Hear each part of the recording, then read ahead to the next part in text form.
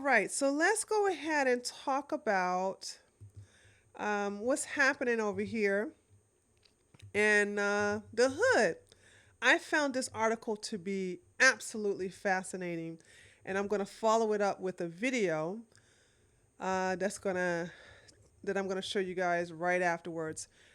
You all should remember the Freddie Gray incident that happened with the Freddie Gray riot, where a drug dealer didn't do nothing, was transported to, I think he was going to jail, but apparently he died on the way. It happened back in 2015, and the police didn't do anything, actually. They were innocent. But the lawyer, I think the district attorney, charged them anyway, and they were not indicted. They were actually, she got sued. And the mayor, by the way, this is a black city, predominantly black city, black mayor, black chief, black everything, predominantly black police force. Yeah, and still, this is white supremacy, right? White supremacy, yeah. So after the riots, Black Lives Matter, as well as the didn't do nothings in the neighborhood, they said, we don't want the police in our neighborhoods no more. They cause too much problems. They be locking my son Tyrone up, and Ray didn't do nothing. He didn't steal that daggone money. They got him. I got him messed up. All these single baby mamas and these bastards kids with no fathers. Nobody has any accountability for their own actions. And it's always the police fault. So the powers that be told the chief to tell his people to back off. Stop patrolling the police. Stop patrolling the neighborhood. This is the reason why I love for white liberals to tell me how blacks are being targeted by the police because they interact with the police more. And then when you say, okay, then guess what? We'll take the police out of the neighborhoods. These Negroes, someone said, oh, please bring back the police. Please bring back the police. So I want to show you guys what has happened, which this police officer, this is his blog. He calls it the Freddie Gray effect in Baltimore. It's so great.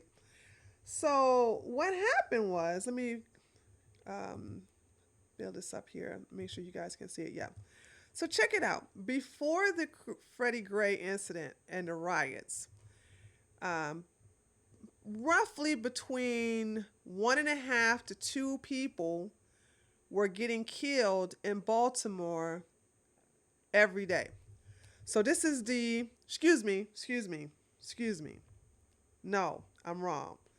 Were either shot and or killed every day.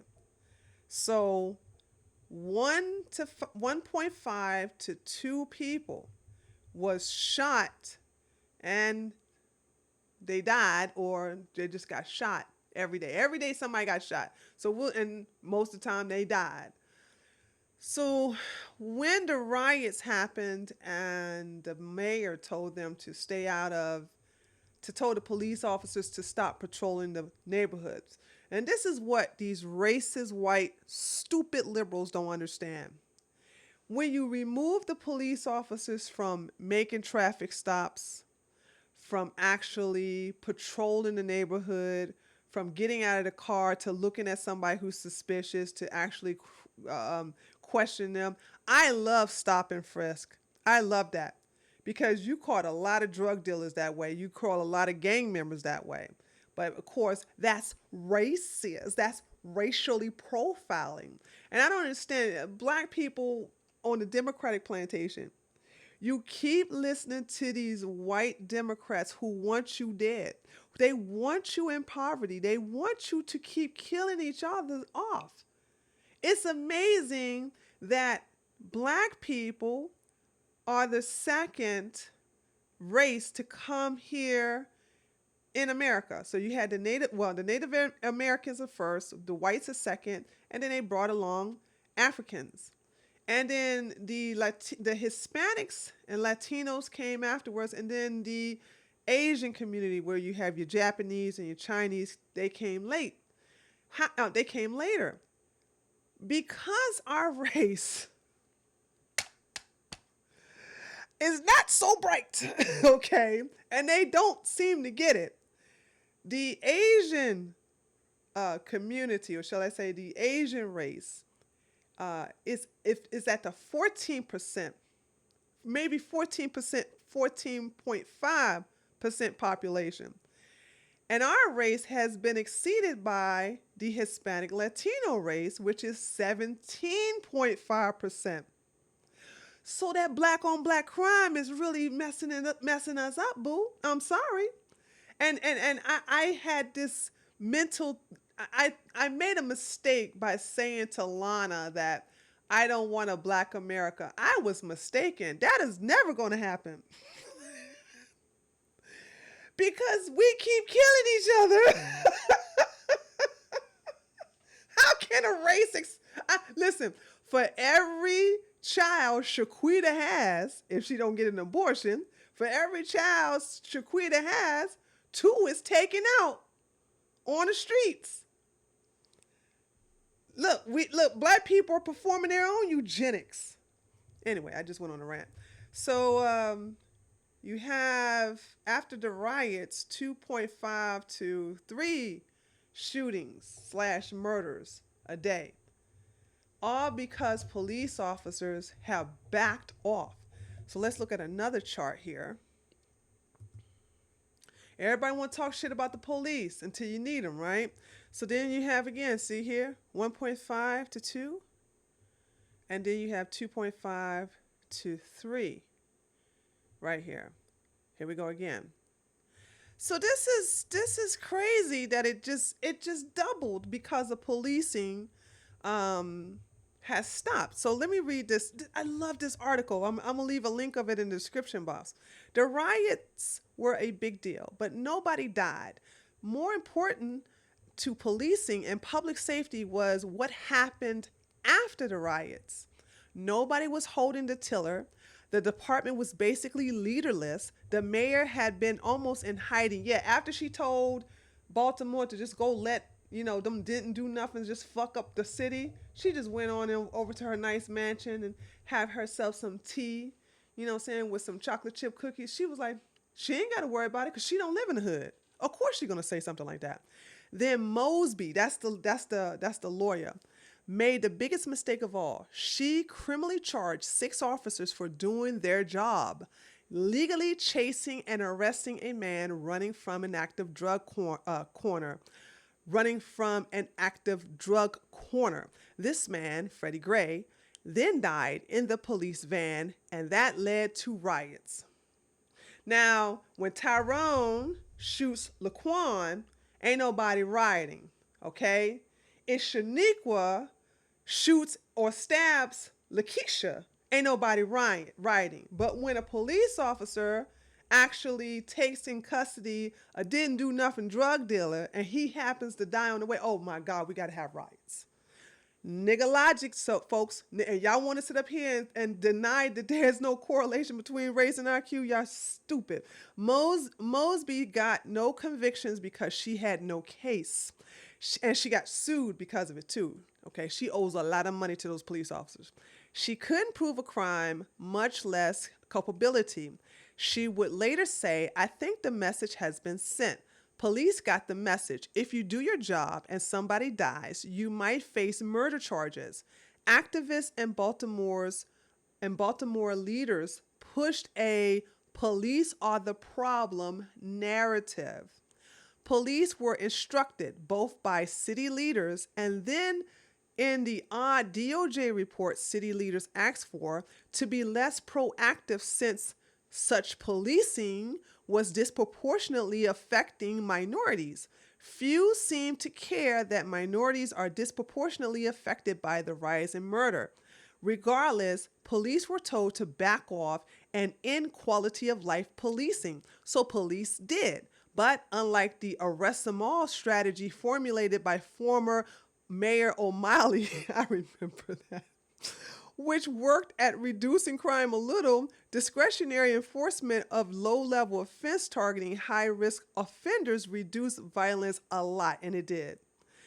It also sent a proper message to non criminals that your block and your stoop were not going to be surrendered to the bad boys of the hood. Okay. Now, here's the best part of this. I love this paragraph. Here we go, right? Murders and shootings increased literally overnight.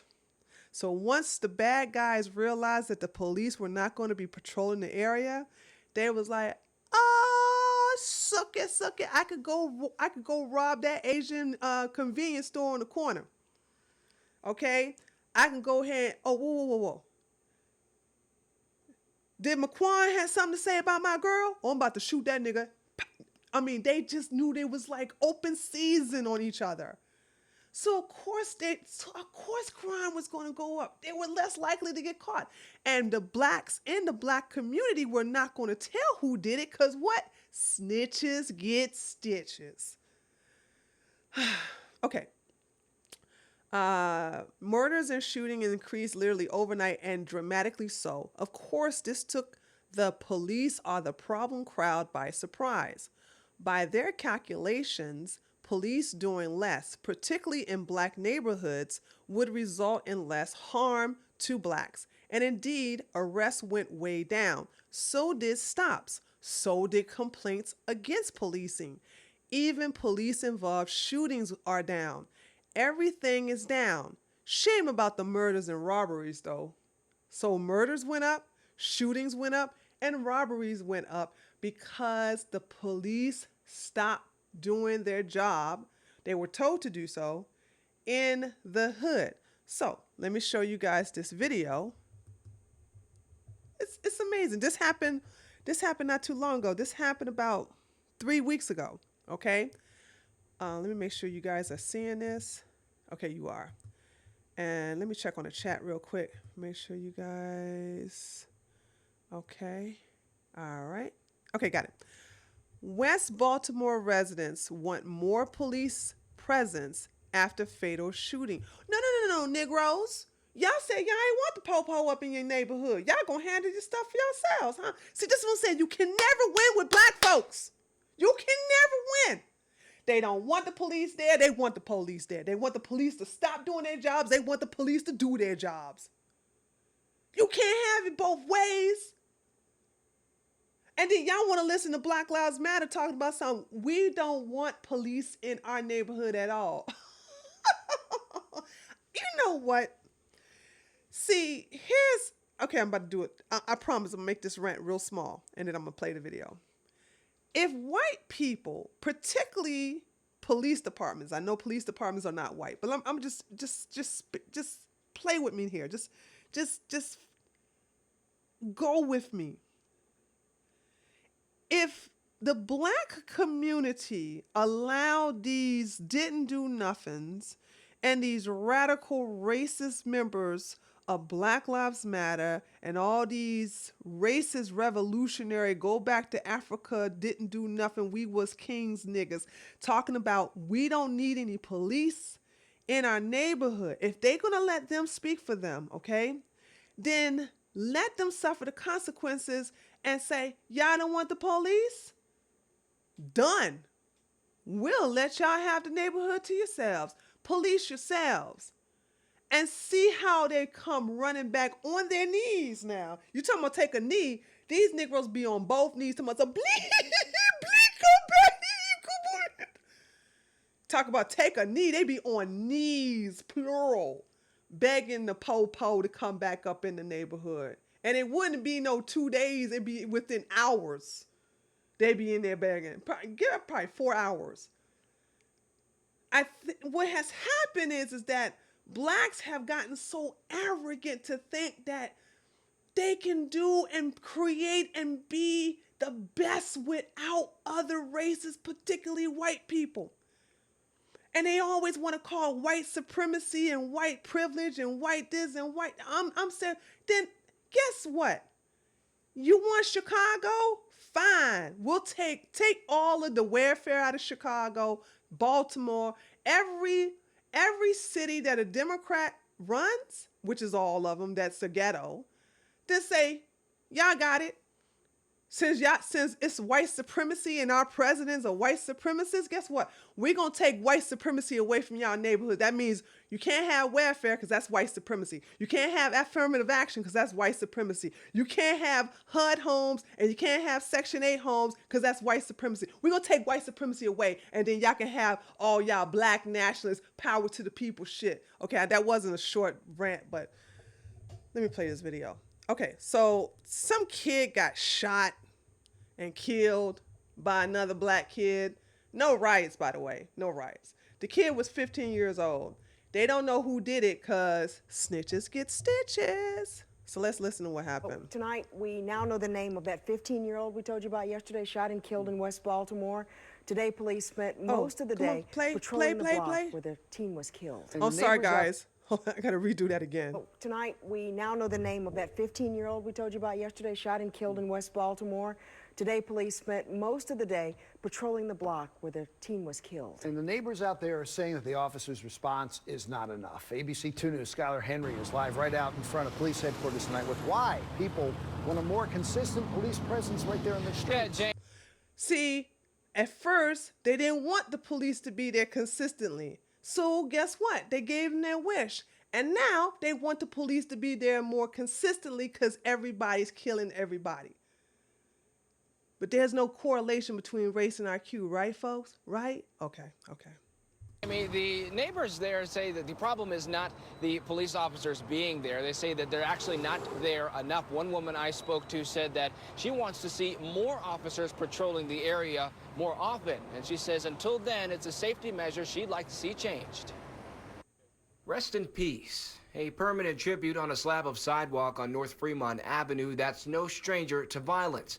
It's where 15-year-old Jeffrey Quick was killed on Tuesday, and it's also where Terea Moore's 1-year-old daughter plays. It gets me a little shaky because she could have been caught. What is the chance of this woman being a single mama? What's the chance of that? She already poor because she live in the ghetto. This is the ghetto, by the way. For the white people who don't know what a ghetto looks like, that's what a ghetto look like, okay? So you have a woman, black woman who can barely take care of herself, and she brought a child into this neighborhood. No daddy, okay? So that little girl is going to grow up to do the same damn thing that her ratchet-ass mama's doing, is having babies with no father. And this is the reason why there's so much death and black crime and so much fuckery in the black community. But I'm the coon for bringing it up. I'm the coon for even pointing this out. I'll be that. All right, let's go ahead and... how you say your name? Terea? Ghetto names, I swear. Ghetto names. Oh, shit. Come on. Are you serious? You can't make me play this all over again. I'm not going to listen to this. Where Terea Moore's 1-year-old daughter plays. It gets me a little shaky because she could have been caught in a crossfire. Like, she could have been right here while they were shooting. She also could be with her daddy. 23 bullet casings. Baltimore police are investigating the case, but in the meantime, they've upped patrols circling the block as part of their beat. Moore says it's not enough. I feel like they should have been riding around. They should have been patrolling the streets because we have so many drug dealers out here that's causing the drama. No That's shit, now Sherlock. forcing her to weigh her options on leaving the neighborhood she just moved to this year. It's a precautionary measure for not only her, but her family. I've heard so much, not even seen, I've heard so much. It's the gunshots. And I live on the corner, so my daughter is my main concern. That's my main concern. Creating a safe space is a goal for Police Commissioner laughable. Kevin Davis as well. But he admitted it'll take a community to clean up the streets. We need partners. We need people not to be complicit in criminal activity, and we need people to give us information when crime's occurring outside their businesses. Whatever it takes, Terea says, but she won't wait for long. I want to watch my daughter grow up. I don't want to walk outside and be one of the innocent bystanders that get caught in the crossfire. Now, as far as that Then 15-year-old get out of the hood and stop having still kids. Needs your help. The 15-year-old's death is number 227 here in Baltimore. That's 227 people have been killed in Baltimore, and it's September the 28th. All right, so that's, let me see what you guys are saying here. And, okay. All right, hold on. Okay. Yeah, guys, don't worry. I'm not gonna I'm not gonna uh this is that's all I wanted to say is that what did William said? William said maybe it was her daddy that shot her. No. Hey, y'all.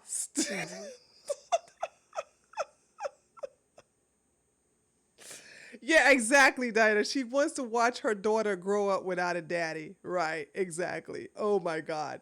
Anyway, guys, um, that's all I wanted to say. My thing is that I just couldn't understand how you these people are like, we don't want the police. Oh no, we want the police. And this is what I want to show you guys is that you can't take these didn't do nothings and Black Lives Matter, which is dying, by the way. Stop giving Black Lives Matter so much um, attention and consideration. These people are not really effective anymore because of the fact that we have a president that black people also, for the most part, hate and fear.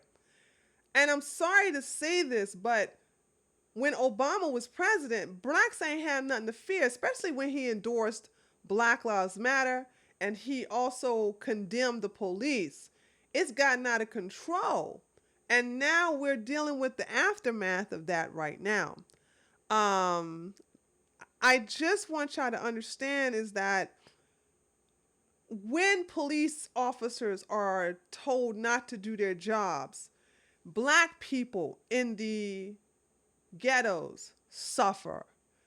Okay? They suffer the consequences of having police pulled out of their neighborhood. And now you see them double backing. They're backtracking and they're actually retracting their statement about how they didn't want the police in their neighborhood. Now they're begging them to come back. I say keep it as is. I know that sounds cruel, but if you don't want the police there, here's the thing. The police are never going to win in this situation. If you have them come into the ghetto and do their jobs, okay, and they catch a Ray Ray or a Tyrone, then black people going to riot because they did their job, because Tyrone and Ray Ray pull a gun out on them and they shot him. You don't pull a gun out on the police. And instead of black mamas, not the daddies because they ain't got daddies, if instead of black mamas teaching their bastard children how to respect authority and how to follow commands given by the police officers, they teach them how to fight authority. They teach them how to fight the police. They teach them how to not comply. Don't comply to police officers. You do what you want. You resist arrest. You fight the pig. And then when they fight the pig, no disrespect to my blue family. I love y'all. I'm just using the dialogue. But when they do that and all of a sudden they shoot at the police or point a gun at the police and the police officers rightfully so shoot them, then we got a riot. So I'm saying, okay, it costs more money to have a riot than to come up there and clean up the dead body that got killed by another black person. So this is my solution. Only show up in the ghetto when you need it.